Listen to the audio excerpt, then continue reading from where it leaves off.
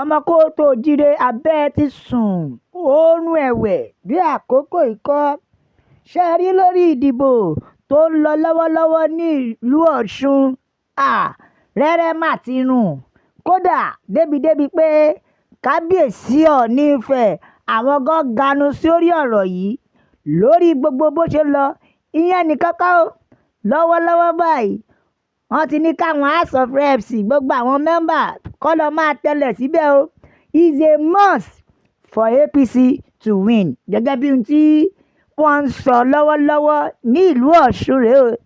tó ẹ jẹ́ kí n sáré gbé yín débẹ̀ tó bá dàbí rọ́ ẹ jẹ́ kájọ wò ó ẹ káàbọ̀ sórí ìkànnì wa o ilẹ̀ Oòduà ilẹ̀ àbínibí wa ní ìlú Ọ̀ṣun báyìí ṣe ló wá fẹ́ dàbí pé ipa gọ́vùnà Adeleke kò fẹ́ ká mọ́ o nítorí pé omi ti ń tẹ̀yìn wọ̀gbìn lẹ́nu mo fẹ́ lè sọ pé kí ìdìbò oṣù tó ń bọ̀ ìyẹn ní on the 15 August ó tó dé pìtìpìtì a lot of wàhálà ni ó ti ṣẹlẹ̀ ní ìlú Ọ̀ṣun débi wípé MC Olúọmọ àti gọ́vùnà Adeleke wọ́n ti jọ ń tàhùn síra wọn kódà lọ́wọ́lọ́wọ́ báyìí kábíyèsí Ọọ̀ni Ifẹ̀ ikú bàbá yèyé bàbá God dá sí ọ̀rọ̀ náà débi pé Ọọ̀ni Ifẹ̀ gan ní láti máa pàrọwà fún àwọn INEC wípé látàrí pìtìpìtì àti wàhálà àti pressure tó ń bẹ ní Ọ̀ṣun ẹ dákun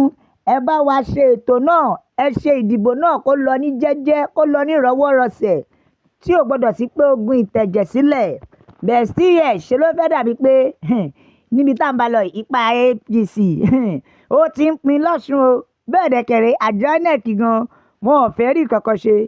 látàrí wàhálà náà tó fẹ́ dàbí pé APC ti fẹ́ jábọ́ lọ́sùn odidi APC chairman jáde o ẹ gbọ́n tó sọ ó ní dandan gbọ̀n ó ní is a must ó ní winning election in Ọ̀ṣun is a must for APC tó túmọ̀ sí pé APC gbọ́dọ̀ win ní election ìyẹn Ọ̀ṣun state pábánbárí ibẹ̀ ni pé gbogbo mẹ́mbà APC wọ́n fẹ́ tẹ̀lẹ̀ sí ìlú Ọ̀ṣun o tó fi dórí ministers senators governors tó bá ti jẹ́ APC mẹ́mbà ni ẹ́ wọ́n tún ti fẹ́ deploy wọn lọ síbẹ̀ wípé dandan ní sẹ́ẹ̀ àní APC gbọ́dọ̀ win ní election ìyẹn ti Ọ̀ṣun state débi pé àwọn senators governors ministers wọ́n ní kó wá ṣe election lọ́ṣun ẹjọ́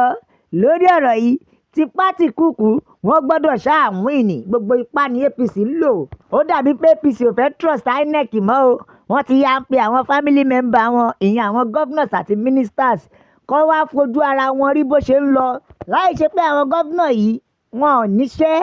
láì ṣe pé àwọn senators yìí wọ́n kàn wá bẹ́ẹ̀ lásán ṣé ẹ ti rí i pé pìtìpìtì ti dé báyìí lórí ìdìbò election governorship election lọ́sùn ó ti di wọ́wọ́wọ́ ṣé ẹ rí i pé pìtìpìtì ti ṣẹlẹ̀ nílùú Ọ̀ṣun báyìí wọ́n àti ẹ̀ wá fi bò mọ́ o wọ́n ti gbé wa débẹ̀ pé bó ṣe ń lọ rèé o by force by fire ni ṣùgbọ́n nǹkan kan ni o ká ní ìdìbò Ọ̀ṣun state ká ló jẹ́ pé wọ́n máa ń dìbò yẹn generally wọ́n ṣàfọ̀rọ̀ ni kò ní possible fún gómìnà kan tó ń fight fún pé kóun gba síìtì kó wá lọ́ọ́ máa jókòó sí Ọ̀ṣun láti lọ́ọ́ máa fight APC again bẹ́ẹ̀ dẹ̀kẹ̀rẹ̀ bí àwọn APC ṣe ń fà á bẹ́ẹ̀ ni gọ́vùnà Adeleke náà yarí pé sẹ́ẹ̀ àwọn ò ní gbà ó ti di ogun ó ti di wọ́wọ́wọ́ nítorí gọ́vùnà Adeleke náà jáde òun náà sọ tiẹ̀ ó ní kò sí irú agbára náà kò sí irú ìrẹ́jẹ yẹn kò sí irú bẹ́ẹ̀ ṣe lè máa lo ọwọ́ agbára wọ́n ní Ọ̀ṣun ò ní ever bow down tó túmọ̀ sí Ọ̀ṣun ò ní surrender láíláí Ọ̀ṣun are ready to select who they want even kẹ́ẹ̀tì ẹ̀ máa dún mọ̀rú mọ́ àwọn ọmọ Ọ̀ṣun gọ́vùnà Adeleke ó dàbí pé bàbá ti fẹ̀yìntì báyìí o ó ti ní kò sí nǹkan tí APC lè ṣe pé lọ́wọ́ yìí agbára máa bọ́ lọ́wọ́ APC nílùú Ọ̀ṣun bẹ́ẹ̀ lórí ọ̀rọ̀ election yìí SNG náà ẹsẹ̀ òun náà balẹ̀ mọ́ o nítorí pé ó ti wà ní àtìmọ́lé ní àgọ́ àwọn ọlọ́pàá of recent lélẹ́yìí nítorí gẹ́gẹ́ bí n tó sọ wọ́n ní wọ́n bá ọ̀pọ̀lọpọ̀ PVC ìyẹn káàdì ìdìbò ní ọwọ́ ẹ̀ bẹ́ẹ̀ wọ́n tún sọ pé wọ́n tún bá ànádà owó ìyẹn bíi 4 point something million lọ ni wọ́n bá mọ́ yẹn lọ́wọ́. ìyẹn nìkan kọ́ o bẹ́ẹ̀ ìyẹn la sì ń jẹ o táì tí ì jẹ tán náà wọ́n ti rán mi iṣẹ́ sí gbogbo àwọn ọmọ yahoo káàkiri àgbáyé o pàápàá jùlọ àwọn orílẹ̀-èdè Amẹ́ríkà ti ń para lórí bí ẹ ṣe ń gba àwọn olówó wọn. èwo nínú yín ló gba ẹbí yìí tó pa odidi ọmọbìnrin ẹ̀? ẹ wo ẹ̀jẹ̀ ń gbé yín débẹ̀. òyìnbó kan mà ní o ìyẹn US prosecutor kan mà ní tí odidi ọmọ yahoo lù ní jìbìtì. kò ń ṣòwò gangan ló lù ní jìbìtì o ọmọ rẹ̀ ni wọ́n lù ní jìbìtì. kò wá tún wá ṣe pé wọ́n lu ọmọ yìí jìbìtì nìkan wọ́n tún wá pa ọmọ yìí. ẹ wá wo ìtara abiyamọ. àṣé kò ń ṣe ọmọ Nàìjíríà nìkan ló ní ìtara ọmọ, òyìnbó náà mà ní ìtara ọmọ. will you believe pé nítorí wípé ọmọ òun ti ibẹ̀ kú ìbínú yìí mà ló gbé wá o ní òyìnbó yìí gbé wá sí Nàìjíríà wípé ẹni tí ó gbá ọmọ òun dandan òun gbọ́dọ̀ mú ni. òun ò ní mú lásán, òun máa fi ẹ̀wọ̀n dá a lọ́lá. gẹ́gẹ́ bí nǹkan tí òyìnbó yìí sọ ẹ̀dẹ̀ ti mọ àwọn ọmọ yahoo gbogbo ọ̀nà lọ́sà fi ń wó owó òjijì ṣá wọn kí ẹ̀kẹ́ mi bọ̀ sí. now gẹ́gẹ́ bá ṣe pa ọmọbìnrin yẹn rèé o wọ́n blackmail ẹ̀ ní wọ́n blackmail ẹ̀ wọ́n ń gba ní jìbìtì owó. blackmail yìí ló mú kí ọmọ yìí lọ pokùnso tó fi para ẹ̀ nítorí pé kò lè withstand nǹkan tó fi ń mú mọ́. gẹ́gẹ́ bí nǹkan tí arábìnrin náà sọ ó ní naked picture ẹ̀ ìyẹn ìwòwò ẹ̀ nude picture ẹ̀ ni àwọn ọmọ yahoo yìí ní lọ́wọ́ o tí wọ́n fi ń gbá ọmọbìnrin pé kó sanwó bí ò bá sanwó àwọn máa sẹ́ǹdì ẹ̀ káàkiri sórí ayélujára wọn. gbogbo ayé ló máa rí nǹkan tó bò sí abẹ́ aṣọ. bó ṣe fẹ́ bá ọmọ yẹn gbé ìyámọ̀pọ̀ méjèèjì àti tìsàlẹ̀ bọ́ta nìyí o fún gbogbo ayé láti rí. ṣé ẹ rí ibi tó ti ṣe léyìí fún ọmọ lẹ́rú ti wá ń bà á ló ti wò pé kàkà kílẹ̀ kú ilẹ̀ àṣà ni. lọ́mọbìnrin wá ṣe bí ọmọ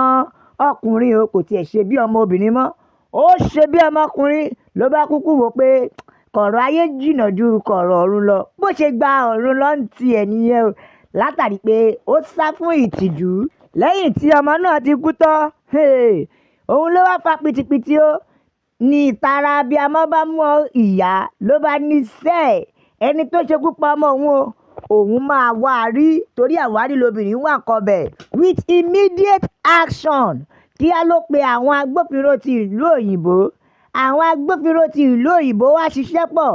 pẹ̀lú àwọn EFCC Nàìjíríà. kódà arábìnrin yìí tún wá ń bá àwọn EFCC sọ̀rọ̀ with confidence. ó lẹ́yìn ọmọ Nàìjíríà ẹ lọ́ọ́ máa múra òun lẹ́ òun ń bọ̀ wá dé sí wọn lọ́rùn. pàápàá jùlọ arábìnrin ti wá ní píkṣọ ẹni tó pa ọmọ òun ìyẹn yahoo yẹn ó ti ní píkṣọ ẹ̀ níbo ló ṣe ní. arábìnrin náà ó ti tẹ̀lẹ̀ báyìí sí Nàìjíríà o kò wá ṣe pé ó tẹ̀lẹ̀ ẹnìkan sí Nàìjíríà. ó wá ilé ọmọ yahoo yẹn rí o lákọ̀ọ́kọ́ náà láti lè kọ́kọ́ fi jẹ́ kọ́mọ yahoo yẹn máa múra lẹ̀ níṣẹ́ ló pe ọmọ yahoo yẹn fúnra ẹ̀. ó jẹ́ kó yé ọmọ yahoo yẹn pé kò sí ohun tó ń ṣe tó pamọ́ sí òun ó ní gbogbo bó ṣe ń ṣe lòun rí bẹ́ẹ̀ kódà ilé tó ń gbé ó lóun mọ bẹ́ẹ̀ débi pé arábìnrin yẹn tún wá ọmọ yahoo yìí ó tọpinpin ilé rẹ̀ dáadáa ṣẹ́ẹ̀dẹ̀ mọ́ ibi tí ayé lajú dé láyé tẹkinọ́lọ́jì. ó wá ilé ara ọmọ yahoo yìí rí o ṣùgbọ́n orí ló kó o yọ. bẹ́ẹ̀ ni babaláwo tó ń ṣiṣẹ́ fọ́mọ yahoo yìí ò tí ì jókòó tí kúrò lórí àwọ̀ òun ni ò jẹ́ kó bá ọmọ yahoo yìí lé. but still yet arábìnrin prosecutor yóò dẹ̀yìn o ó ní láti òyìnbó yìí tún pé ọmọ yahoo tó jẹ́ ọmọ Nàìjíríà pé wá ń bí o mi ò mà wá sí mo ní mo máa fi ẹ̀wọ̀n dá ẹ lọ́lá màá jẹ́ kó rán sáìsì ṣòkòtò ẹ̀wọ̀n ẹ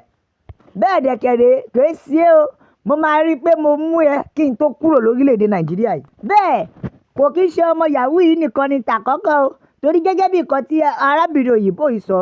ó ní àwọn ọmọ 50 ìyẹn 60 ni wọ́n ti bá ìṣẹ̀lẹ̀ yìí lọ látàrí irú ìṣẹ̀lẹ̀ báyìí ló pa àwọn ọmọ 60 ṣùgbọ́n torí pé lè wá ṣẹ̀ sí odidi ọmọ prosecutor bẹ́ẹ̀ ni òun ló wá jẹ́ kóun kan wá yarí pé wàá bí ẹ lè pa ọmọ òun gbé so tó túmọ̀ sí pé ìwọ bàbá tó gbá wọn tètè yá máa gbàdúrà bóyá kí babaláwo ẹ má kúrò lórí àwọ̀ nítorí lọ́gọ́tọ́ bá ti lè rí mú báyìí àwo lọ ni kò ní ṣe ẹ̀wọ̀n ẹ̀ Nàìjíríà United States ló ti máa ṣe ẹ̀wọ̀n ẹ̀ débi pé nọ́mbà yahoo yìí ni wọ́n fi mú o nọ́mbà ẹ̀ ni wọ́n wá lọ́ba gbé fún àwọn ọ̀jọ̀gbọ́n tó mọ bó ṣe ń túùtì fún tẹ̀dọ̀ nọ́mbà yẹn ni àwọn ọ̀jọ̀gbọ́n yìí wá yí tó fi dá nọ́mbà náà padà sí bank àkáǹtì àti ibi bank àkáǹtì ni wọ́n ti rí orúkọ arákùnrin yẹn tí ó gbá ọmọ wọn tó pa á bẹ́ẹ̀ ibẹ̀ ló ti mọ gbogbo dítèsì ẹ̀ bẹ́ẹ̀ bó ṣe ń lọ nìyẹn ẹ wo àníríì jù báyìí lọ o lórí ìkànnì wa ẹ lè bá tiwa jẹ́ pẹ̀lú like ẹ bá tiwa jẹ́ pẹ̀lú share ẹ bá bàbá o kó lọ fáfà láfi kí n pé ilẹ̀ Oòduà ilẹ̀ àbínibí wa ilẹ̀ Oòduà gbé wa o bẹ́ẹ̀ dẹ̀kẹ̀rẹ̀ kò ní gbé ọ̀dàlẹ̀.